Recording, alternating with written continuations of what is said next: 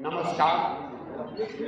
आप सबका यहाँ स्वागत है। जैसा कि आपको पता है 2 मई 2022 से जो जल सुराग अभियान की शुरुआत की हम लोगों ने घोषणा की थी, उसके तहत 2 अक्टूबर 2022 से पश्चिम चंपारण के भितिहरवा गांधी आश्रम से हम लोगों ने एक पदयात्रा शुरू करी है। उस पदयात्रा को करीब अब 2 बरस होने को आ गए हैं। पदयात्रा के 3 जो मुख्य उद्देश्य थे।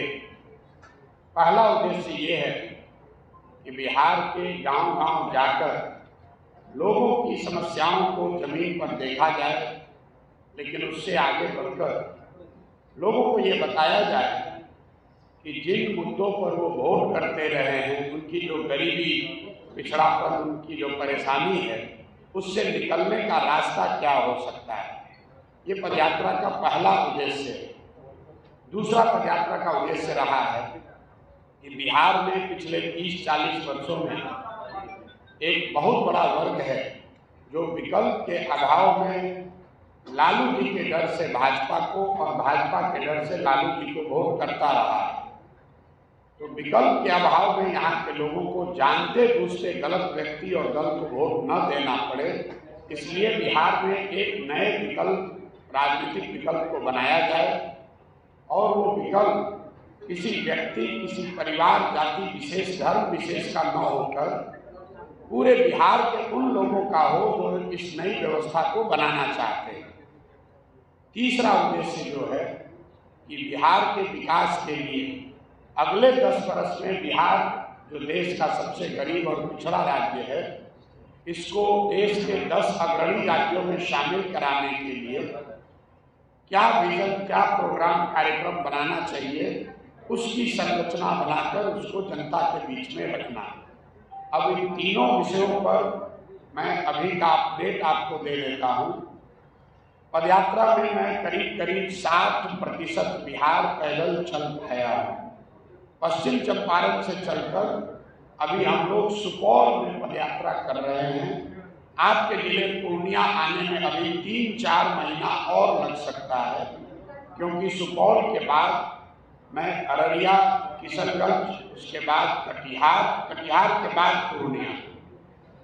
60% बिहार पैदल चलने के बाद अभी जो आगे का अनुमान है कि करीब 1-1.5 बरस और मुझे पैदल चलना होगा। लेकिन ये जरूरी है कि आप समझ लीजिए कि दल बनने से पदयात्रा पर कोई फर्क नहीं पड़ेगा। प्रशांत किशोर पहले ही पदयात्रा कर रहे थे और दल बनने के बाद भी पदयात्रा करते ही रहेंगे। दूसरा जो लक्ष्य था विकल्प, नया राजनीतिक विकल्प बनाने का, उसको लेकर आपको ये मैं सूचित करना चाहता हूँ कि बिहार में अभी तक 1 करोड़ से ज़्यादा लोग एक साथ जुड़कर इस नए दल, इस नए विकल्प की स्थापना कर रहे हैं। कई उन जगहों पर जहां पदयात्रा नहीं हुई है, वहां पर भी सैकड़ों, हजारों लोग इस परिकल्पना से जुड़े हुए हैं। तो सबकी सहमति से इस अभियान के तहत 2 अक्टूबर को जन सुराग एक राजनीतिक दल का स्वरूप ले लेगा। 2 तारीख को दल की स्थापना कर दी जाएगी। 2 तारीख को पटना में होने वाले कार्यकर्ता महाधिवेशन में आपको, बिहार की जनता को ये पता चलेगा कि इस दल का संविधान क्या है, इस दल का नेतृत्व कौन लोग करेंगे, इस दल की प्राथमिकताएं क्या होगी, इस दल को आगे कैसे बनाया और चलाया जाएगा। प्रशांत किशोर न इसके नेता पहले थे, ना आगे बढ़ेंगे। इस दल को जो लोग मिलकर बना रहे हैं, वो 2 तारीख को अपने नए नेतृत्व की घोषणा करेंगे। तीसरे उद्देश्य को लेकर मैं आपको ये बता सकता हूँ कि बिहार के समग्र विकास के लिए शिक्षा, स्वास्थ्य, रोजगार, आर्थिक विकास जैसे महत्वपूर्ण विषयों पर दुनिया भर से 200 से ज़्यादा विशेषज्ञों की मदद से जमीन पर जो हमने देखा, एक 10 वर्ष का विजन डॉक्यूमेंट बनाकर जारी किया जाएगा, जिसमें आप देख पाएंगे कि बिहार को अगले 10 वर्षों में देश के 10 अग्रणी राज्यों में शामिल कराने के लिए जन सुराज की क्या योजना है। इसमें एक और महत्वपूर्ण बात, ये सिर्फ बिहार की योजना नहीं होगी।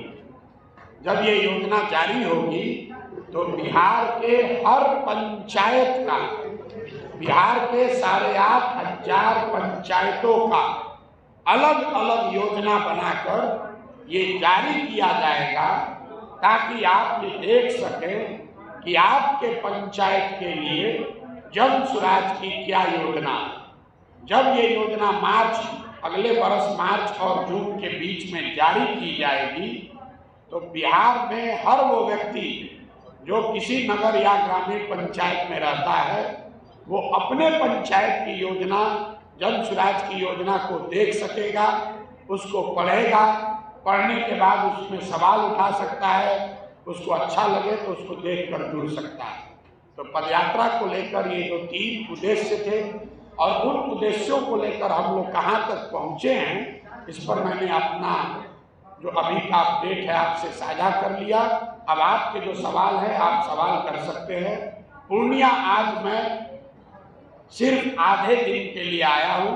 मैं कटिहार जा रहा हूँ। रास्ते में पूर्णिया में एक यहाँ पर कार्यक्रम है, मंदिर का विजिट था, वहाँ पर देवी का दर्शन करने गए थे और यहाँ सीमांचल क्षेत्र के मुस्लिम साथियों की एक बैठक है, वहाँ पर उस बैठक में जाएंगे और फिर मैं आगे कटिहार जाऊँगा। पूर्णिया जब पदयात्रा करने आएंगे तब यहाँ 20-25 दिन रहेंगे, गांव, पंचायत, प्रखंड हर जगह जाएंगे। आज ये पदयात्रा का हिस्सा नहीं है। आज मैं सिर्फ यहाँ माता के दर्शन के लिए और अपने मुस्लिम भाई साथ सीमांचल के जो साथी हैं, कला मंदिर में उनकी एक बैठक है, उस बैठक में शामिल होने के लिए आया हूँ। इसके बाद मैं कटिहार चला जाऊँगा। अब आपके जो सवाल है आप सवाल कर सकते हैं। बहुत बहुत प्रधान जी, आपके पार्टी में जिलाध्यक्ष तो नियुक्त हुए हैं, तो क्या पार्टी जन सुराज के नाम से ही होगी? पार्टी जन सुराज के नाम से होगी कि नहीं, ये बात तो इलेक्शन कमीशन ही बता सकता है। जो जिलाध्यक्ष हमारे बगल में मंत्री जी बैठे हुए हैं या जो भी साथी इस अभियान से जुड़े हुए हैं, ये जन सुराज अभियान के जिलाध्यक्ष। पार्टी तो जब बनी ही नहीं है तो पार्टी के जिलाध्यक्ष कैसे होंगे। लेकिन इस अभियान को चलाने बनाने के लिए अकेले पूर्णिया में 50,000 से ज़्यादा लोग इस व्यवस्था से, इस अभियान से जुड़े। अब 50,000 लोगों को एक तरीके से चलाने के लिए कोई ना कोई व्यवस्था तो बनानी पड़ेगी। इसलिए आपको देखने को मिल रहा है कि जिले के स्तर पर, अनुमंडल, प्रखंड के स्तर पर इसमें अलग अलग स्तर पर पदाधिकारी नियुक्त किए गए। जब दल बनेगा अगले 1 महीने में, आप पंचायत स्तर पर इसकी पूरी संरचना आप देख पाएंगे। जिले का नहीं, हर पंचायत का अध्यक्ष कौन होगा वो भी सूची जारी कर दी जाएगी। एक सवाल और सर, आरजेडी हमेशा आरोप लगा रही है कि प्रशांत किशोर जी भाजपा की बी टीम की तरह काम कर रहे हैं। भैया आरजेडी के आरोप लगाने, भाई आरजेडी से आप क्या अपेक्षा है? जो बिहार में 2 दल हैं, एक है भाजपा नीतीश कुमार का एनडीए और एक है आरजेडी का इंडिया जिसको अभी लोग कह रहे हैं। इन दोनों दलों को, दोनों गठबंधनों को पिछले 30-35 साल से मुफ्त में वोट लेने का आदत लग गया है, काम करता नहीं है। चुनाव का जब समय आता है तो ये आरजेडी वाले भाजपा का डर दिखाकर सारे मुसलमानों का वोट इनको चाहिए। यही हाल भाजपा और नीतीश कुमार का है। काम कुछ किया नहीं, चुनाव जब होगा तो लालू जी का डर दिखाकर सबका वोट लेगा। ये जो 25-30 साल की मुफ्तखोरी की आदत लगी हुई है, इस मुफ्तखोरी से जैसे ही जन सुराज बन जाएगा, जनता के पास एक विकल्प आ जाए तो ये मुफ्तखोरी खत्म हो जाएगी। इसलिए भाजपा वाला कह रहा है कि हम कांग्रेस के बी टीम हैं और आरजेडी वाला कह रहा है कि हम भाजपा के बी टीम हैं। भाई हम बिहार की जनता के बी टीम हैं और ये संकल्प लेकर आए हैं कि बिहार की जनता को एक टीम बनाकर मानेंगे। देश में बिहार आज जो देश का सबसे गरीब और पिछड़ा राज्य है, उसको एक कैटेगरी का स्टेट बनाया जाए, उसके लिए बी टीम कहिए या सी टीम कहिए, हम बिहार की जनता का बी टीम है और उसी के लिए काम कर रहे हैं। राजद और कांग्रेस का जनाधार जो है आप खत्म कर रहे हैं। राजद और कांग्रेस का जनाधार जो है आप खत्म कर रहे हैं। वास्तविकता में जो देखा जाए तो क्या ऐसा नहीं है कि जनसुराज का हाल भी कांग्रेस और राजद जैसा हो जाएगा आगे जाकर? अब किसका जनाधार खत्म हो रहा है इतना तो हमको ज्ञान नहीं है। हम इतना जरूर जानते हैं कि जो लोग आप अनुमान लगा रहे हैं, आपने कहा कि आप राजद का जनाधार काट रहे हैं, बहुत लोग यहाँ कह रहा है कि भैया आप बीजेपी का जनाधार काट रहे हैं। हम आपको बता रहे हैं जनसुराज न भाजपा का आधार काट रहा है न राजद का आधार काट रहा है। जनसुराज और यहाँ लोगों की ताकत इतनी है कि अगले चुनाव में दोनों को काट के साफ कर दिया जाए। आपने कहा कि आप आज भी नेता नहीं हैं। आपने कहा कि आप आज भी नेता नहीं है, कल भी नेता नहीं बनेंगे, तो फिर सर जनसुराज की स्थापना करने के बाद अब जनसुराज को कहाँ छोड़ देंगे? बिल्कुल कहीं नहीं छोड़ेगा। हमारी पहचान क्या जानते हैं, हमारे बारे में लोग क्या जानते हैं कि प्रशांत किशोर कोई एक राजनीतिक रणनीतिकार है जो बड़े बड़े दल और नेताओं को सुझाव देते हैं, मदद करते हैं ताकि वो चुनाव जीत सके। तो हम काम पहले क्या करते थे, बड़े बड़े दल और नेताओं को ये बताते थे कि संगठन कैसे बेहतर बनाओ, चुनाव कैसे करो, प्रचार कैसे करो, किन प्रत्याशियों को लड़ाओ, कैसे चुनाव जीतो। तो काम तो हम आज भी वही कर रहे हैं। फर्क बस इतना है कि पहले ये दल और नेताओं के लिए करते थे, अब बिहार की जनता के लिए कर रहे हैं। तो अब प्रशांत किशोर 2 अक्टूबर को जो जनसुराज दल बन जाएगा तो प्रशांत किशोर जनसुराज के रणनीतिकार हो गए और जनसुराज जीत कर आए इसकी रणनीति बनाएंगे, उसके लिए प्रयास करेंगे। और जो लोग आप हमको जानते हैं, हमने जितने लोगों को मदद किया, चुनाव लड़ाने में सलाह दिया, आज तक तो कोई चुनाव हारा नहीं। तो जब जनसुराज जो जनता मिलकर दल बना रही है, जनसुराज के भी रणनीतिकार अगर बन गए तो जनसुराज भी अगले साल चुनाव नहीं हारेगा। आप लिख के ले लीजिए।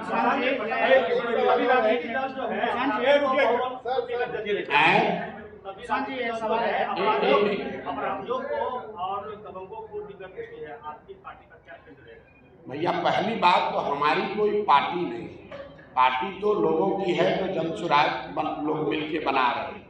लेकिन जनसुराज के संविधान में जो बातें लिखी जा रही हैं उसके आधार पर हम इतना आपको कह सकते हैं कि जो लोग भी चुनाव लड़ेंगे जनसुराज में, उसमें से 2/3 से ज़्यादा लोग ऐसे लोग होंगे जो जीवन में शायद कभी चुनाव लड़े ही ना हो, नए लोग होंगे। दूसरी बात, जनसुराज में उम्मीदवारों का चयन कैसे होगा, वो चयन कोई प्रशांत किशोर नहीं करेंगे, कोई जनसुराज की लीडरशिप टीम नहीं करेगी। चुनाव से पहले 6, 8, 9 महीना पहले हर विधानसभा क्षेत्र में 5 से 7 नाम सार्वजनिक तौर पर घोषित किए जाएंगे कि ये लोग जनसुराज के संभावित उम्मीदवार हैं। उसके बाद 8-9 महीने तक उन संभावित उम्मीदवारों पर है कि वो क्षेत्र की जनता के साथ काम करें और हर 3 महीने पर ये सूची जारी की जाएगी कि उन 6-7 लोगों में कौन आदमी सबसे आगे है, कौन चौथे नंबर पर है, कौन 5वें नंबर पर है। अमेरिका में अभी चुनाव हो रहा है। कभी आप लोगों ने सोचा कि अमेरिका में अगर डोनाल्ड ट्रंप रिपब्लिकन पार्टी के उम्मीदवार हैं तो उनको उम्मीदवारी का टिकट किसने दिया? किसी एक व्यक्ति ने नहीं दिया। जिसको भी रिपब्लिकन पार्टी से या डेमोक्रेटिक पार्टी से चुनाव लड़ना होता है वो अपनी उम्मीदवारी पार्टी के माध्यम से जनता के बीच में रखता है। फिर 6 महीने तक पार्टी के लोग और जनता ये देखते हैं कि इनमें से सबसे बेहतर उम्मीदवार कौन है। फिर वो चुना जाता है कि अच्छा डोनाल्ड ट्रंप या कमला हैरिस ये हमारे दल की उम्मीदवार ये होंगी।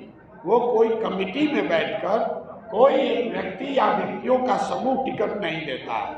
तो जन सुराज में भी टिकट प्रशांत किशोर या कोई व्यक्तियों का नेताओं का समूह नहीं देगा। हर विधानसभा क्षेत्र से 4-5 संभावित उम्मीदवारों का नाम घोषित होगा।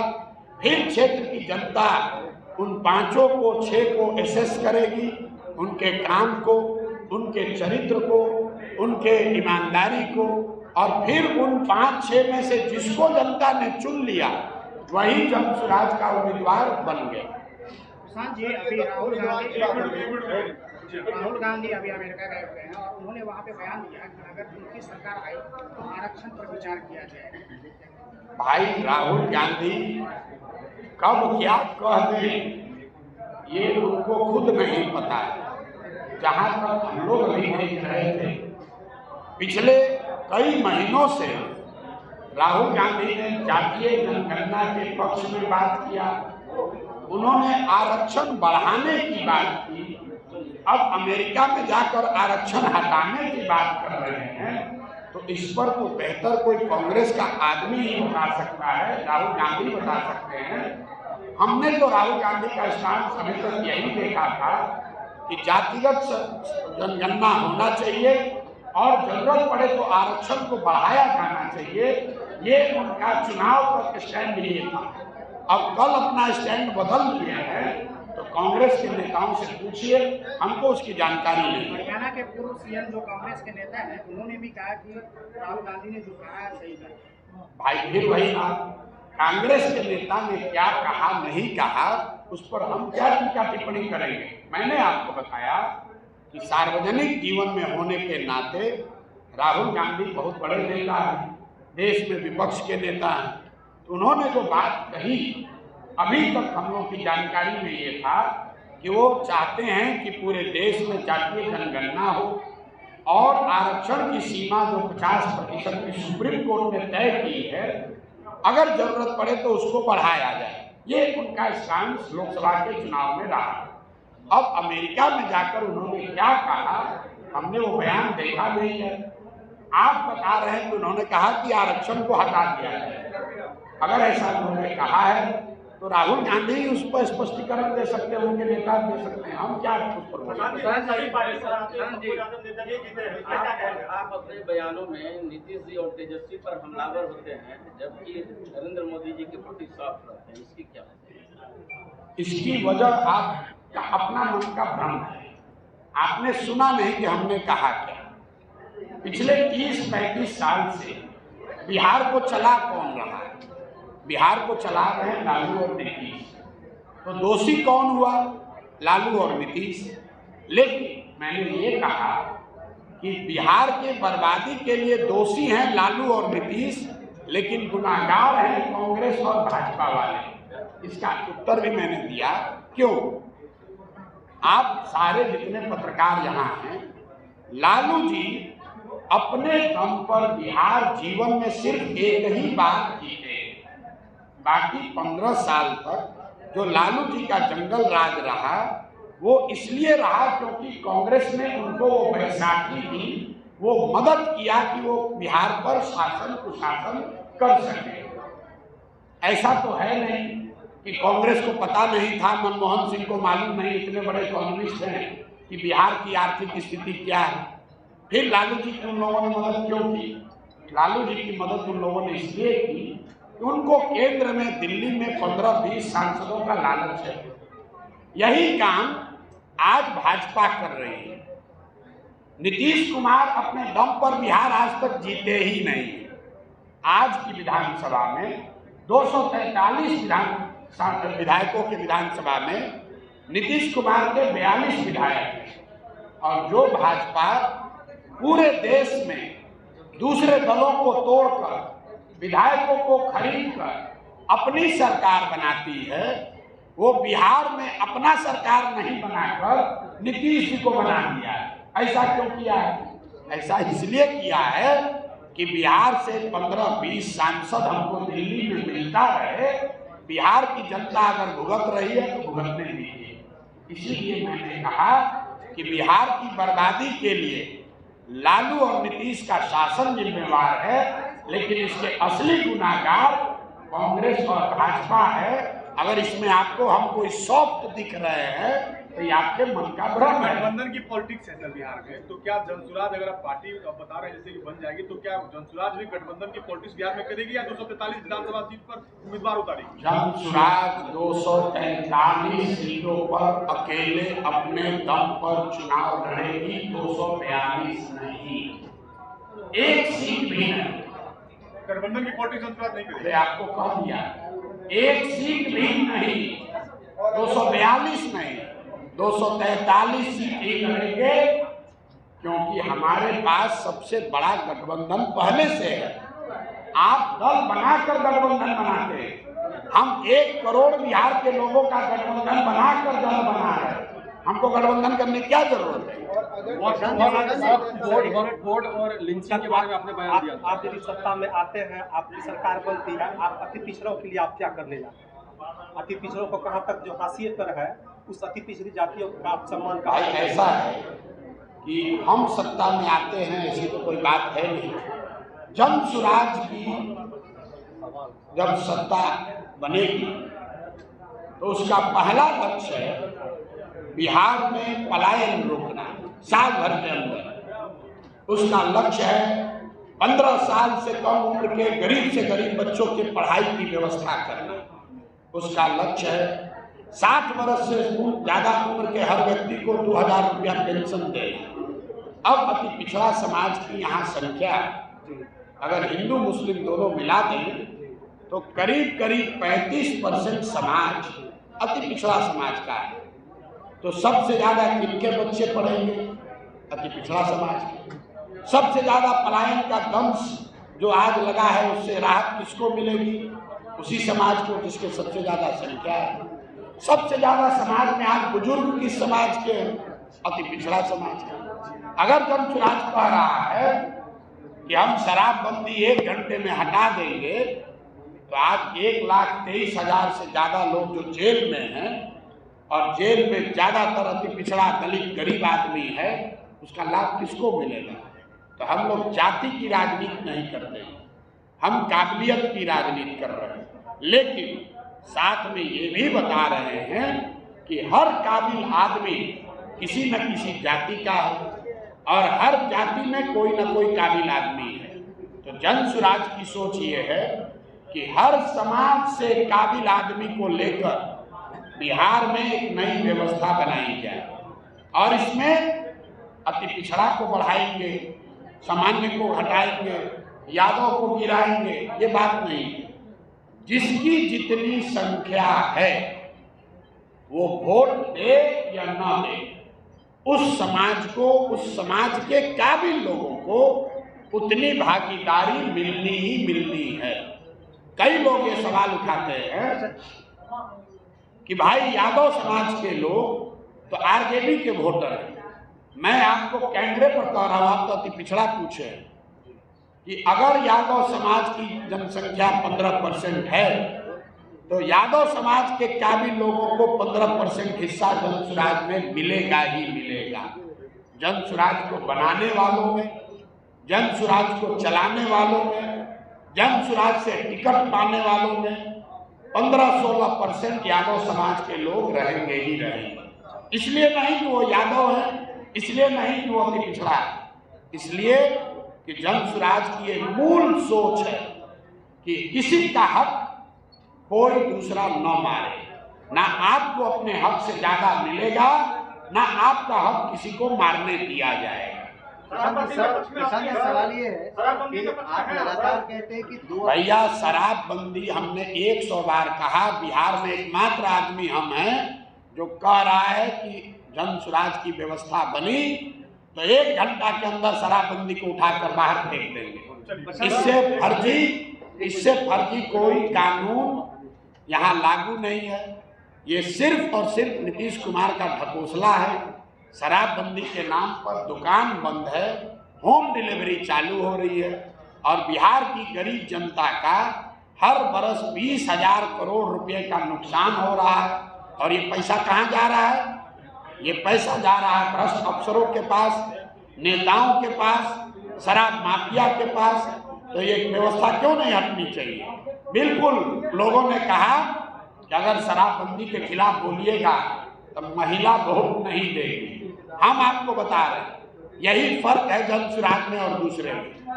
वोट मिले या न मिले, अगर हमको लगता है कि शराबबंदी गलत है तो शराबबंदी के खिलाफ बोलेंगे ही बोलेंगे।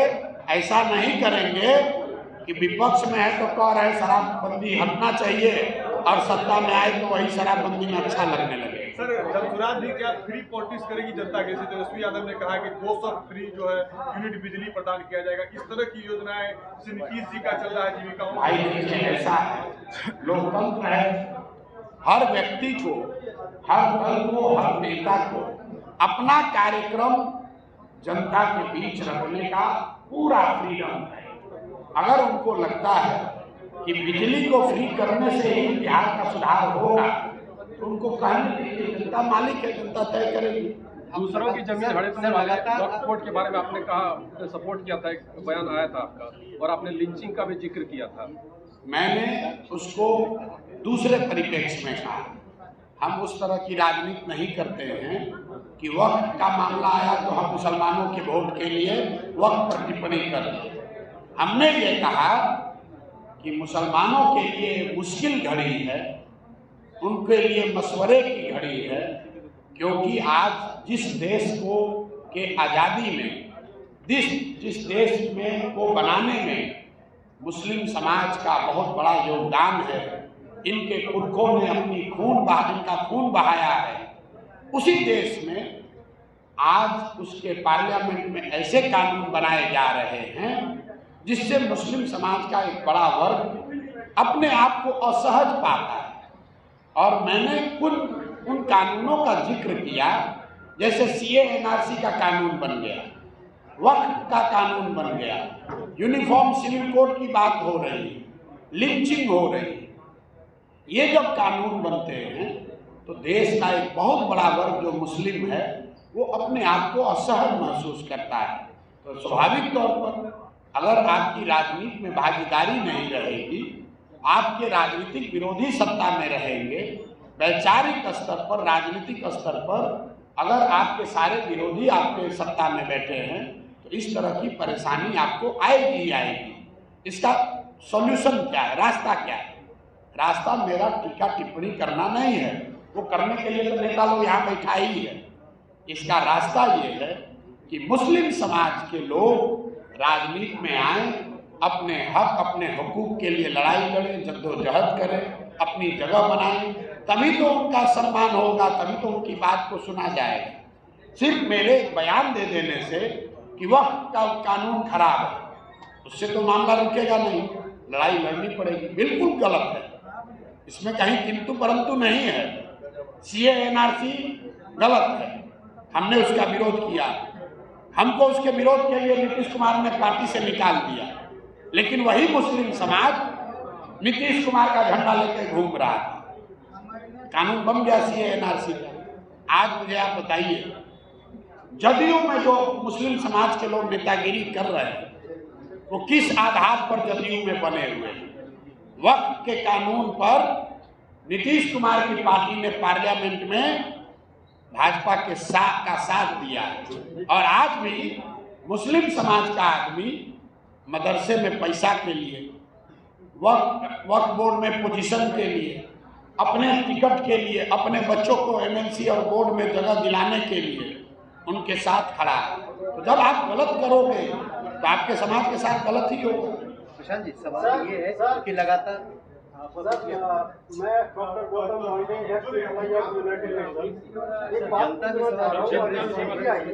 Chamber of trade and industry ने एक स्टेटमेंट दिया है। हम कैसे बताएं कि कौन जनता है कौन पत्रकार है?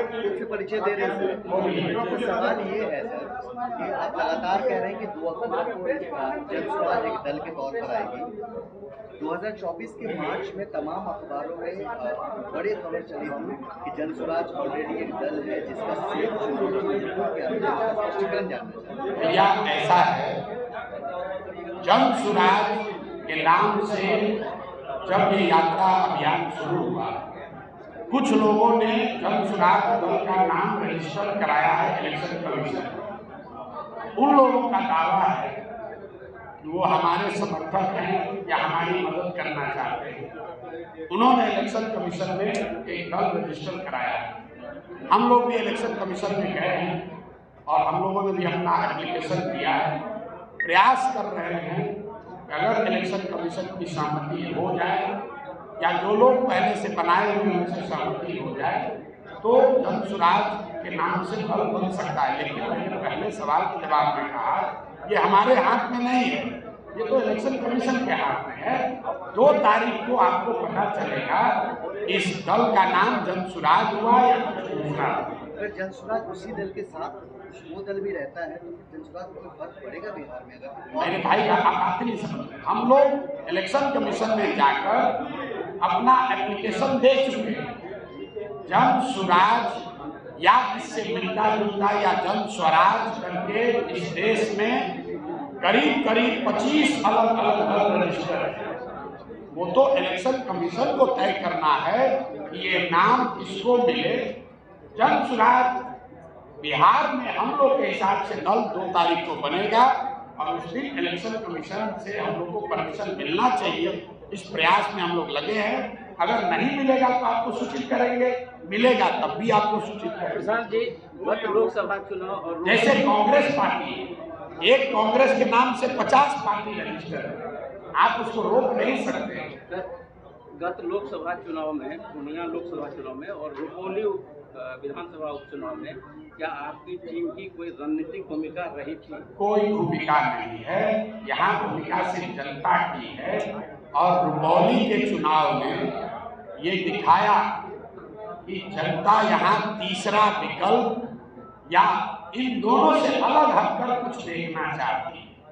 और 2 वर्ष पैदल चलने से के बाद मेरा भी जो अनुभव है कि बिहार में 2 तिहाई से ज़्यादा लोग, वो चाहे किसी वर्ग के हो, किसी जाति के हो, किसी दल के हो, 2 तिहाई से ज़्यादा आदमी बिहार में आज चाहता है कि कुछ नया, कुछ बेहतर विकल्प होना चाहिए। इसका मतलब ये नहीं है कि वो जनसुराज को चाहता है, लेकिन राजद और भाजपा जदयू से आगे बढ़कर बिहार में कुछ नया होना चाहिए।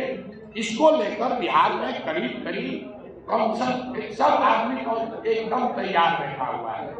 रुपौली का चुनाव वही दिखाता है, जहां लोगों को विकल्प दिखा तो पुराने सारे समीकरण धराशायी हो गए और जो नया आदमी लड़ रहा था, नया मतलब जो तीसरा विकल्प लोगों के पास था, वो जीत कर आया। हम लोग उसमें कोई भूमिका नहीं। चलिए भैया खत्म करें इसको।